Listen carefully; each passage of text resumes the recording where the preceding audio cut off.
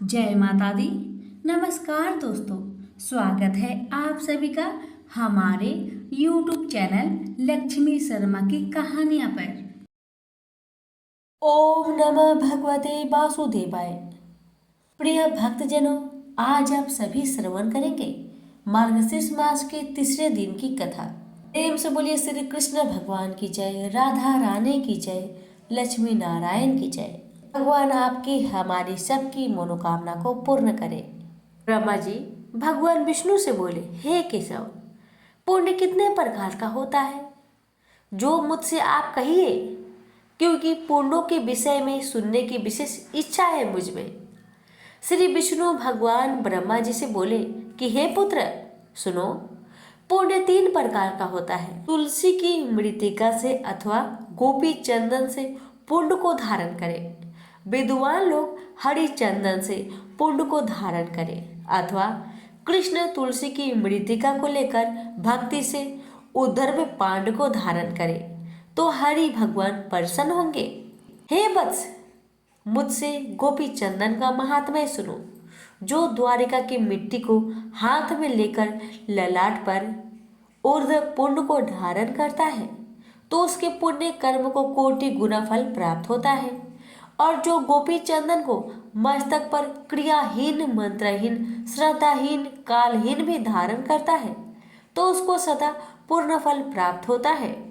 जो द्विज अर्थात ब्राह्मण, क्षत्रिय, वैश्य गोपी चंदन को मनोहर पुण्य को ललाट में नित्य हर समय दिन रात में धारण करता है तो उसको सूर्य ग्रहण के समय, कुरुक्षेत्र में माघ मास के समय, याग में स्नान दान पुण्य कर्म करने से जो फल प्राप्त होता है वही फल मिलता है। और उससे भी अधिक मेरे गृह में जाकर देवता के समान हो जाता है। जिसके गृह में गोपी चंदन रहता है और जो मनुष्य भक्ति से गोपी चंदन के पुण्य को ललाट में धारण करता है तो हे चतुर्मुख, उसके गृह में कंस का वध करने वाला मैं सर्वदा लक्ष्मी के साथ वास करता हूँ। जो द्वारिका की पवित्र कली के पापों का नाश करने वाली मिट्टी पर मेरे मंत्र का जप करके ललाट में धारण करता है तो वह मनुष्य पाप युक्त होने के बावजूद भी यमराज को नहीं देखता है। सूत, जिसके मनन के समय गोपी चंदन का पुण्य दोनों भुजाओं में, ललाट में, हृदय में, मस्तक में लगा रहता है तो गौ हत्यारा, बाघ घाती, ब्रह्म हत्यारा क्यों न हो, वह मनुष्य मेरे कमलपति लोक में जाता है। हे सूत, जिसके ललाट में गोपी चंदन का पुण्य लगा रहता है तो मेरे प्रभाव से उस प्राणियों को ग्रह, राक्षस, गण, यक्ष, पिशाच, उरग और भूत नायक पीड़ा नहीं देते हैं। जिसके ललाट में उधर पूर्ण, सरल, सुंदर दिखने में आता है, साथ ही वह चंडाल है तो भी वह शुद्ध आत्मा पूज्य है, इसमें कोई संशय नहीं। जो बिना स्नान के अपवित्र पातकी क्रियाओं को करता है तो गोपी चंदन के संपर्क से उसी क्षण में पवित्र हो जाता है। जो अपवित्र है, अनाचारी है और नित्य पाप कर्म को करता है तो भी यह नित्य ऊर्ध्व पुण्य को धारण करने वाला मनुष्य पवित्र हो जाता है। चतुरानन, मेरे प्रिय के लिए अथवा कल्याण के लिए अथवा रक्षा के लिए मेरी पूजन और हवन के समय सायंकाल और प्रातःकाल सावधान होकर मेरे भक्त इस संसार से मुक्त कर देने वाले ऊर्ध्व पुण्य को नित्य धारण करें। यदि ऊर्ध्व पुण्य को धारण करने वाले मनुष्य जहाँ कहीं भी मर जाता है और वह चांडाल क्यों न हो, विमान पर बैठकर मेरे लोक को जाता है और वह मेरे लोक में पूजित होता है। ऊर्ध्व पुण्य को धारण करने वाला जब जिसके अन्न को खाता है उसी समय उसके 20 कुल का नरक से उद्धार कर देता है। जो तर्पण में जल में देखकर ऊर्ध्व पुण्य को अच्छी तरह धारण करता है तो हे महाभारत, वह परम गति को चला जाता है। अनामिका अंगुली से तिलक धारण करने से शांति देने वाली, मध्यमा अंगुली से तिलक धारण करने पर भी आयु वाली, अंगूठे से तिलक धारण करने पर पुष्ट वाली तथा तर्जनी उंगली से तिलक धारण करने से मोक्ष देने वाली कही गई है। जो गोपी चंदन का टुकड़ा वैष्णव को देता है उसके 108 कुल को तार देने वाला कहा गया है। जो बिना ऊर्ध्व पुण्य तिलक के यज्ञ, दान, तप, हवन, वेदाध्ययन, प्रेत तर्पण करता है तो उसका सब व्यर्थ हो जाता है। जिन मनुष्य का शरीर बिना ऊर्ध्व पुण्य तिलक का होता है उन मनुष्य का मुख शमशान के समान होता है। वह उन पर मैं अप्रसन्न रहता हूँ। श्री विष्णु प्रसाद के लिए जो श्री विष्णु भगवान को अत्यंत प्रिय है ऐसे ऊर्ध्व पुण्य को तथा मत्स्य, कूर्म आदि को धारण करे। जो मनुष्य काली काल में मेरी द्वारिका पुरी की मृत्यु से मत्स्य, कूर्म आदि चिन्ह को धारण करता है तो उसके शरीर में मुझे परविष्ट समझना। हे तेरी दसोतम, उस पुरुष में और मेरे में अपना श्रेय जानने वाला कुछ भी अंतर नहीं करे।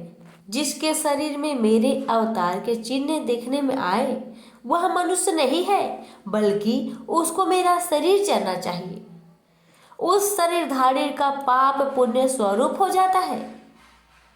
कलयुग के समय में जिसके शरीर में लिखित मेरे आयुध देखने में आते हैं, जिसका शरीर मत्स्य मुद्रा और कूर्म मुद्रा से चिन्हित है, उसके शरीर में मेरा तेज रहता है। जो मनुष्य अपने शरीर में शंख, पद्म, गदा, चक्र, मत्स्य और कूर्म की रचना करता है तो उसके पुण्य की वृद्धि और 100 जन्म के अर्जित पापों को मैं नाश कर देता हूँ। जिसका शरीर नारायण के आयुधों से नित्य चिन्हित रहता है तो पाप कोटि से युक्त भी उस मनुष्य को यमराज कुछ भी नहीं कर सकते, अर्थात कुछ भी उसका नुकसान नहीं कर सकते हैं। शंखों द्वार तीर्थ में कोटि जन्म वास करने वाले को जो फल मिलता है वह फल अपने दक्षिण हाथ में शंख धारण करने वाले को प्रतिदिन मिलता है। पुष्कर तीर्थ में पुंडरीकाक्ष के दर्शन से जो फल कहा गया है उससे कोटि गुना अधिक फल शंख के ऊपर कमल का चिन्ह धारण करने वाले का होता है। कलयुग में जिसके वाम भुजा में गदा का चिन्ह लिखा रहता है उसको गदाधर भगवान गया श्राद्ध के पुण्य को प्रतिदिन देते हैं। आनंदपुरी में चक्र स्वामी के पास लिंग दर्शन से जो पुण्य होता है वह फल अपने शरीर में गदा और चक्र को लिखने से होता है। जिसका शरीर गोपी चंदन से रचित मेरे आयुधों से चिन्हित है वह प्रयाग आदि तीर्थ में जाकर क्या करेगा, अर्थात उन तीर्थों में जाने का जो फल है वह भी उसको मिल जाता है। मैं जब जब शंख, चक्र आदि से चिन्हित शरीर को देखता हूँ तो तब तक मैं प्रसन्न होकर उसके पापों को अवश्य नष्ट करता हूँ। प्रतिदिन जिसके शरीर में अहोरात्र शंख, चक्र, गदा, पद्म का चिन्ह लिखा रहता है वह मेरी आत्मा है, अर्थात वह मेरा स्वरूप है। जो कलयुग में नारायण के आयुधों के चिन्ह को धारण करके पुण्य कर्म को करता है तो उसको पुण्य कर्म का मेरु तुल्य फल मिलता है। इसमें कुछ भी संचय नहीं है। हे सूत, जो शंख आयुध से चिन्हित होकर भक्ति से विधिहीन भी श्रद्धा को करता है तो उसको श्रद्धा का अक्षय पूर्ण फल मिलता है। जिस तरह अग्नि देवता वायु से प्रेरित होकर काष्ठ को अत्यंत जला देते हैं वैसे ही मेरे आयुधों को देखकर पाप समूह नष्ट हो जाते हैं।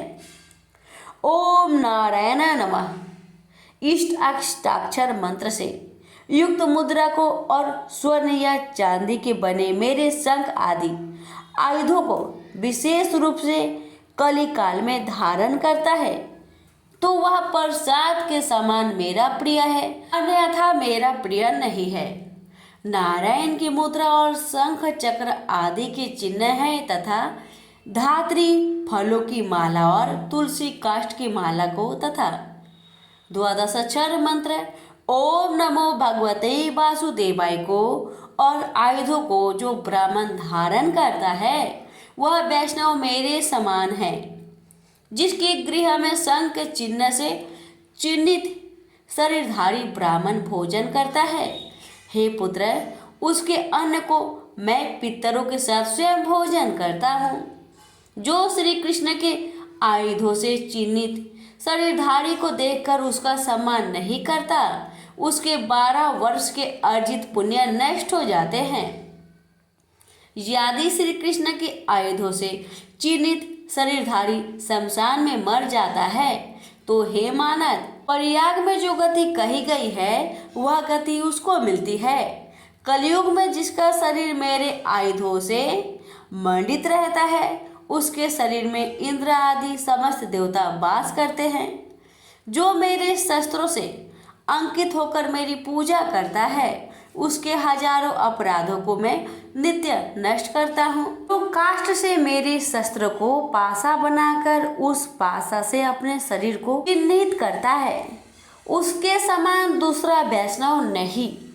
जो ओम नारायण नमः इस अष्टाक्षर मंत्र की धातु की बनी हुई मुद्रा और शंख पद्म आदि की मुद्रा को अपने हाथ में धारण करता है वह सूर और असुर से पूजित होता है। प्रथम इस नारायणी मुद्रा को अपने हाथ में प्रहलाद ने, विभीषण ने, बलि ने, ध्रुव ने, शुक्र ने, मानधाता ने, अम्बरीश ने, मार्कंडेय इत्यादि ब्राह्मणों ने धारण किया और शंख आदि से चिन्हित शस्त्रों से शरीर को चिन्हित करके, हे मानद, इस तरह मेरी आराधना करके मुझको प्राप्त किया तथा श्रेष्ठ अभिलक्षित फल को प्राप्त किया। गोपी चंदन की मिट्टी से जिसका शरीर चिन्हित है और शंख चक्र आदि पद्म से चिन्हित है, मैं उसके शरीर में वास करता हूँ। बुद्धिमान विद्वान स्वर्ण अथवा चांदी अथवा तांबा अथवा कांसा अथवा लोहे का चक्र बनाकर धारण करे और वह चक्र 12 आरा तथा 6 कोस और 3 बलि से विभूषित हो।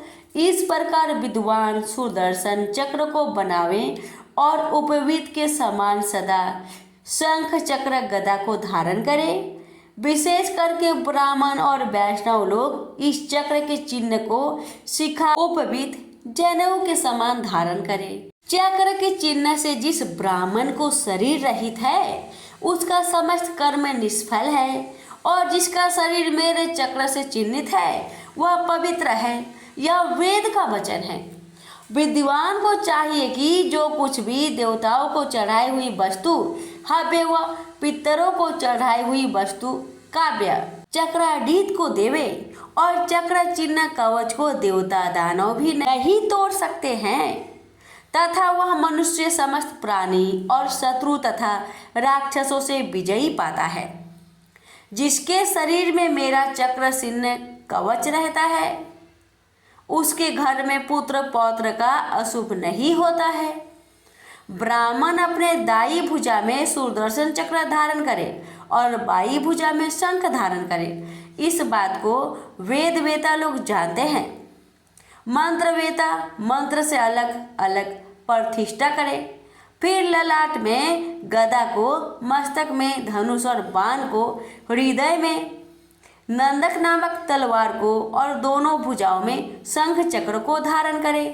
इस प्रकार प्रयत्न पूर्वक सदा चक्र को धारण करके ब्राह्मण उस समय इस प्रकार कहे, पुत्र मित्र स्त्री आदि जो कुछ मेरा परिग्रह है उस समस्त को शरीर के साथ मैंने विष्णु प्रीत्यर्थ अर्पण किया। के पश्चात मेरी अव्यभिचारिणी भक्ति से प्राप्त मनोरथ जीवन के अंत तक अपने धर्म में स्थिर रहे। शरीर में शंख चक्र आदि चिन्ह को देखकर जो निंदा करते हैं वे मनुष्य में श्रेष्ठ है। ऐसे मनुष्य का मुख देखकर सूर्य नारायण को देखे और श्री कृष्ण चंद्र के नाम का स्मरण करे तो शुद्ध होता है, नहीं तो अशुद्ध ही रहता है। प्रेम से बोले श्री कृष्ण भगवान की जय, राधा रानी की जय, लक्ष्मी नारायण की जय। श्रीमद् भगवत गीता पाठ का 3रा अध्याय महात्म्य सहित। अर्जुन ने पूछा, हे जनार्दन, यदि आपके तप से कर्म बुद्धि से श्रेष्ठ है तो केशव मुझे इस घोर कर्म में क्यों लगाते हो? मिले हुए वचनों से आप मेरी बुद्धि को भ्रम में डाल रहे हैं। निश्चय करके मुझे बतलाइए जिससे मैं कल्याण को प्राप्त हो। श्री कृष्ण जी बोले, हे निष्पाप अर्जुन, मैं पहले समझा चुका हूँ कि इस लोक में 2 प्रकार की निष्ठा कही गई है। एक तो सांख्य वाले का ध्यान योग, दूसरा योगियों का कर्म योग। कर्मों को पारम न करने से ही कोई निष्कर्म नहीं कहलाता और कर्मों को त्याग करके संन्यास ग्रहण करने से ही किसी को सिद्धि नहीं मिलती। मनुष्य क्षण भर भी कर्म किए बिना नहीं रह सकता। प्रकृति के गुण ही सब मनुष्य को कुछ न कुछ कर्म करने में लगाते हैं। अज्ञानी कर्म निंदियों को रोक कर आत्मा चिंतन करने के बहाने विषय की चिंता करता है, वह पाखंडी मिथ्याचारी कहलाता है। हे अर्जुन, इंद्रियों को मन से दमन कर और विषय में प्रवृत्त न होने देकर उनसे कार्य लेता है, वह कर्म योग का अभ्यास करता है और श्रेष्ठ कहलाता है। अपने धर्म के अनुसार नियमित कर्म के करने से कर्म को करना अच्छा है। बिन कर्म किए निमित्त किए जाने वाले कर्मों को छोड़कर जितने कर्म हैं उनके करने से मनुष्य का बंधन होता है। अतएव तुम फल की इच्छा त्याग कर यज्ञ करने के लिए कर्म करो। सृष्टि के आरंभ काल में ब्रह्मा जी ने यज्ञ सहित प्रजा को उत्पन्न कर प्रजा से कहा था, यज्ञ आदि कर्म करके वृद्धि को प्राप्त होंगे। यही कर्म तुम्हारे निमित्त कामधेनु होवेंगे। इस यज्ञ से तुम देवताओं को संतुष्ट करते रहो और देवता भी तुमको संतुष्ट करेंगे। इस प्रकार परस्पर वर्ताव करते हुए तुम और देवता कल्याण को प्राप्त होगे। यज्ञ आदि कर्मों से प्रसन्न होकर देवता तुमको इच्छित सुख की सामग्रियां देंगे, परंतु उनके लिए हुए दान को जो बिना उनका भोग लगाए ग्रहण करता है वह चोर है। 5 महायज्ञ करके जो शेष बचा हुआ भोग ग्रहण करते हैं वे पापों से मुक्त हो जाते हैं, और जो अपने निमित्त ही अन्न पकाते हैं वे पापी मनुष्य पाप को ही भक्षण करते हैं। अन्न से ही प्राणियों की उत्पत्ति होती है। अन्न मेघ से उत्पन्न होता है, मेघ यज्ञ द्वारा बरसता है और यज्ञ की उत्पत्ति कर्म से होती है। कर्म की उत्पत्ति ब्रह्म से हुई है और ब्रह्म अक्षर परमात्मा से। इस कारण सदा पदार्थों में रहने वाला जो ब्रह्म है वह सब योगों में प्रस्तुत है।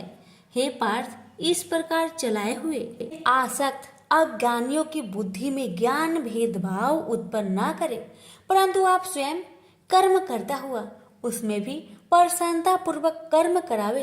अर्जुन, सब कर्म प्रकृति के गुणों करके ही उत्पन्न होते हैं, परंतु जिनकी बुद्धि अहंकार से भ्रष्ट है ऐसे मूर्ख लोग समझते हैं कि हम करता है, परंतु जो गुण और कर्म के विभाग का सच्चा तत्व जानता है वह ज्ञानी पुरुष यह समझकर इसमें आसक्त नहीं होता कि गुण का यह खेल आपस में हो रहा है।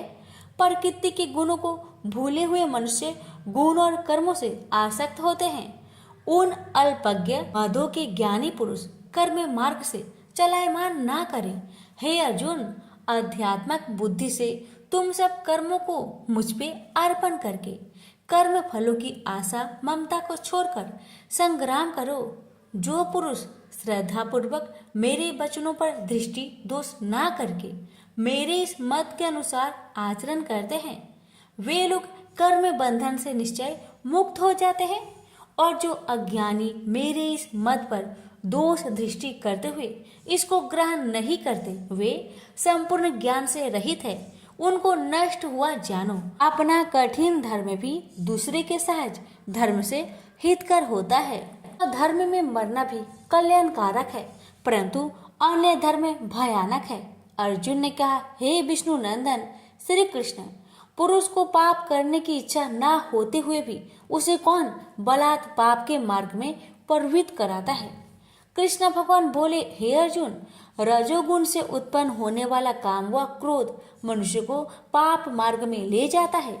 ऐसा करके उत्पन्न इच्छा कभी तृप्त नहीं होती। ये महापापी और घोर शत्रु हैं। जैसे धुआं से अग्नि, धूल से तर्पण और झिल्ली से गर्भ का बालक ढका हुआ है, उसी प्रकार विषय की इच्छा से आत्मज्ञान ढका हुआ है। हे कुंती पुत्र, इस शत्रु काम को मार के ज्ञानियों का ज्ञान आच्छादित हुआ है और सदा अग्नि की तरह तृप्त नहीं होता। इंद्रिया, मन और बुद्धि इस काम के आश्रय स्थान है। इनके सहारे इस स्वेच्छा ज्ञान को आच्छादित करके जीवन को मोहित कर लेती है। अतएव तुम सर्वप्रथम इंद्रियों को बस में करके ज्ञान और विज्ञान को नष्ट करने वाले इस पापी काम को अवश्य ही जीतो। कहते हैं कि इंद्रिया सबसे प्रबल है और इंद्रिया से भी प्रबल मन है। इस प्रकार जो बुद्धि से परे हैं उस आत्मा को जानकर निश्चयात्मक बुद्धि द्वारा मन को निश्चल करे। हे महाबाहो, तुम दुर्धर शत्रु को जीत लो। तुमसे बोलिए श्री कृष्ण भगवान की जय। यहीं पर श्रीमद् भगवत कथा 3रा अध्याय समाप्त हुआ। अब सुनिए महात्म्य। श्री नारायण जी बोले, हे लक्ष्मी, एक क्षुद्र महामूर्ख अकेला ही वन में रहता था। बड़े अनर्थों से उसने बहुत सा द्रव इकट्ठा किया। किसी कारण से वह सब द्रव जाता रहा। अब वह क्षुद्र बहुत चिंतित रहने लगा। किसी से पूछता कि ऐसा उपाय बताओ जिससे पृथ्वी में गरा हुआ धन मुझे मिले। किसी पूछता कोई अंजन बताओ जिसे लगाने से पृथ्वी में गरा हुआ धन दिखे। तब किसी ने कहा मांस मदिरा खाया पिया कर। तब वह खोटा कर्म करने लगा, चोरी करने लगा। एक दिन धन की लालसा कर चोरी करने गया। मार्ग में चोरों ने मार दिया। तदंतर उसने प्रेत की योनि पाई। उस प्रेत योनि में उसे बड़ा दुख हुआ। एक बट वृक्ष पर रात दिन चिल्लाया करता कि कोई ऐसा है तो इस अधम देह से छुड़ाए। कुछ समय बाद क्षुद्र की स्त्री से पुत्र जन्मा। जब उसका पुत्र बड़ा हुआ तो एक दिन अपनी माता से उसने पूछा, मेरा पिता क्या व्यापार करता था और उसका देहांत किस प्रकार हुआ? तब उसकी माता ने कहा, हे बेटा, तेरे पिता के पास बहुत द्रव था, वह सब व्यर्थ ही जाता रहा। वह धन के चले जाने से बहुत चिंतित रहने लगे। एक दिन धन की लालसा में चोरी करने गया, परंतु मार्ग में उसे चोरों ने मार डाला। तब बेटे ने कहा, हे माता, उसकी गति कराई थी? माता ने कहा, नहीं कराई। बेटे ने कहा, हे माँ, उसकी गति करानी चाहिए। माँ ने कहा, अच्छी बात है। तब वह पंडितों से पूछने गया और जाकर प्रार्थना की, हे स्वामी, मेरा पिता एक दिशा में जाकर मृत्यु को प्राप्त हुआ, अतः उसका उद्धार किस तरह होगा? पंडितों ने कहा, तू गया जी जाकर उनकी गति कर, तब पितरों का उद्धार होगा। यह सुन उसने माता की आज्ञा लेकर गया जी को गमन किया। प्रयागराज दर्शन स्नान करके आगे को चला। रास्ते में एक वृक्ष के नीचे बैठ गया। वहां उसको बड़ा भय प्राप्त हुआ। वहां वही वृक्ष था जहां उसका पिता प्रेत योनि को प्राप्त हुआ था। उसी जगह चोरों ने उसे मारा था। तब उस बालक ने अपना गुरु मंत्र पढ़ा। उसका एक नियम था, वह 1 अध्याय श्री गीता जी का भी नित्य पाठ किया करता था। एक दिन उसकी पिता ने प्रेत की योनि में सुना तो सुनते ही उसकी प्रेत योनि टूट गई और देवदेही पाई। स्वर्ग से विमान आए और वह विमान पर चढ़कर पुत्र के सामने आया और आशीर्वाद देकर कहा, हे पुत्र, मैं तेरा पिता हूँ जो मरकर प्रेत हुआ था। तेरे गीता पाठ करने से मेरी देवदेही हुई है। अब मेरा उद्धार हुआ है और तेरी कृपा से मैं स्वर्ग को जाता हूँ। अब तो गया जी को अपनी खुशी से जा। इतने सुनकर पुत्र ने कहा, हे पिताजी, कुछ और आज्ञा करो जो मैं आपकी सेवा करूं।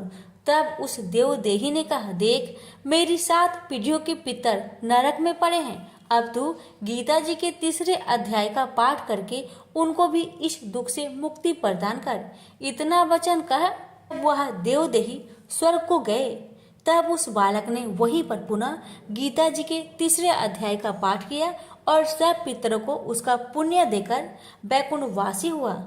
जो प्राणी श्री गीता जी का पाठ करे या श्रवण करे, उसका फल कहने में नहीं आ सकता। तब श्री भगवान जी बोले, हे लक्ष्मी, यह 3रे अध्याय का जो फल मैंने तुमसे कहा वह तुमने सुना है। प्रेम से बोलिए लक्ष्मी नारायण की जय। एक बार की बात है, एक संत गणेश जी के बहुत बड़े भक्त थे। वह प्रेम भरे हृदय से पूरे दिन गणेश जी की सेवा में लगे रहते थे।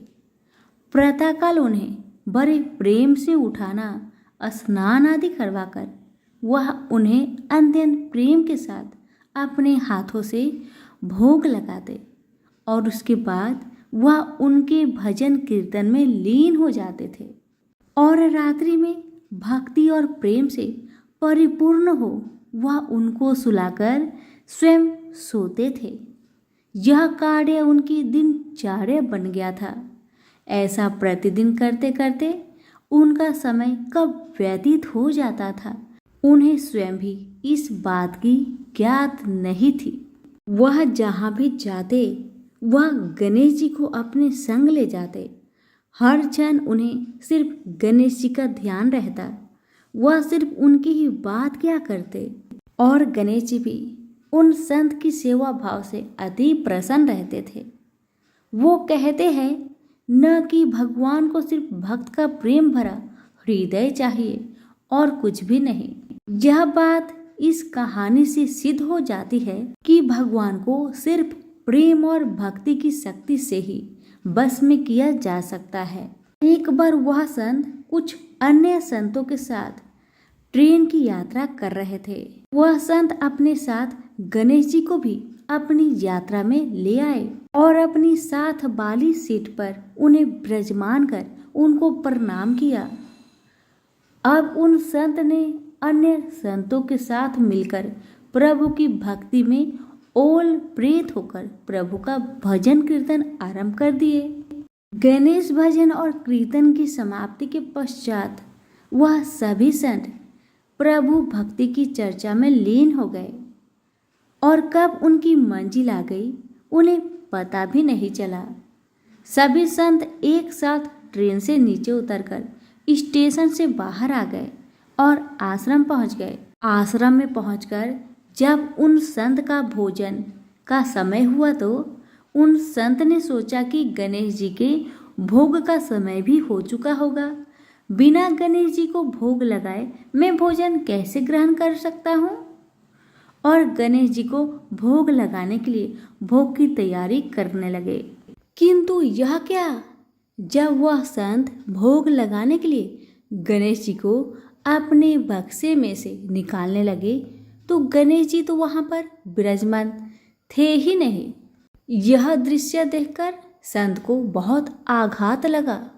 वह अपने चारों तरफ गणेश जी को ढूंढने लगे किंतु गणेश जी नहीं मिले। वह संत निराश हो गए। अब उन्होंने अपनी व्यवस्था अन्य संतों से ही कही तो सभी संत मिलकर पूरे आश्रम में गणेश जी को ढूंढने लगे किंतु गणेश जी कहीं नहीं मिले। अब वह संत और ज्यादा निराश होने लगे। वह सोचने लगे कि बिना गणेश जी की मैं क्या करूँगा। यह बात सोचते सोचते उनके नेत्रों से अश्रु की धारा बहने लगी। यह देख अन्य संत उन सज्जन संत को समझाने लगे कि कोई बात नहीं, यदि आपके गणेश जी नहीं मिल रहे हैं तो हम आपको दूसरा गणेश जी लाकर दे देंगे, किंतु आप अपना मन हल्का मत करिए। किंतु वह संत नहीं माने। वह लगातार रोए जा रहे थे और यही कह रहे थे कि मुझे तो अपनी वही गणेश जी चाहिए जिनसे मैं रोज प्यार दुलार करता था। उनके अलावा अन्य कोई नहीं चाहिए। उन्होंने अन्न और जल भी ग्रहण नहीं किया। ऐसा करते करते 4-5 घंटे बीत गए। इधर गणेश जी कहीं नहीं मिल रहे थे और उधर संत जी की तबीयत रो रो कर खराब होती जा रही थी। फिर अचानक एकाएक उन्हें याद आया कि आखिरी बार उन्होंने गणेश जी को ट्रेन में बैठाया था और प्रभु भक्ति की चर्चा में लीन हो वो कब बगैर गणेश जी को लिए आश्रम पहुंच गए उन्हें पता ही नहीं चला। यह बात सुनते ही समस्त संतों ने उस सज्जन संत से कहा कि अब तो 4-5 घंटे बीत गए, वह ट्रेन बहुत दूर चली गई होगी। यह बात सुनकर सज्जन संत ने अन्य सभी संतों से कहा कि मुझसे गलती हो गई, कि मैं बगैर अपने गणेश जी को लिए ट्रेन से उतरकर आश्रम पहुंच आया, किंतु मेरे गणेश जी मुझे छोड़कर कहीं नहीं जाएंगे। मुझे पूर्ण विश्वास है कि गणेश जी मेरी वहीं पर प्रतीक्षा कर रहे होंगे। एक भक्त का अपने प्रभु के प्रति ऐसा आत्मविश्वास देखकर वहां उपस्थित सभी संत उन सज्जन संत को साथ लेकर स्टेशन की ओर चल दिए। स्टेशन पहुंचकर संतों ने स्टेशन मास्टर को अपनी सारी कहानी सुनाई। यह बात सुनकर स्टेशन मास्टर ने संतों से कहा कि एक ट्रेन पिछले 4-5 घंटे से स्टेशन पर ही खड़ी है। हम सभी बहुत परेशान हैं कि बिना किसी तकनीकी समस्या के वह ट्रेन आगे क्यों नहीं बढ़ रही है। स्टेशन मास्टर की इन बातों को सुनकर संतों को समझने में तनिक भी देर ना लगी कि यह सब तो उस लीलाधर की है। ये तो गणेश महाराज की ही लीला है। और वह मुस्कुराते हुए अपने ठाकुर को लेने चल दिए। ट्रेन की बोगी में पहुंचकर जब उन संत ने ठाकुर जी को देखा तो ऐसा लगा मानो जैसे वह एक बच्चे की भांति बैठकर अपने पिता का इंतजार कर रहा हो कि कब उसके पिता आएंगे और उसे ले जाएंगे। तब उन संतों ने गणेश जी को प्रणाम कर और क्षमा याचना करते हुए गणेश जी को ट्रेन से नीचे उतार ले गए। अंत में यह दृश्य देखकर सभी हैरान रह गए।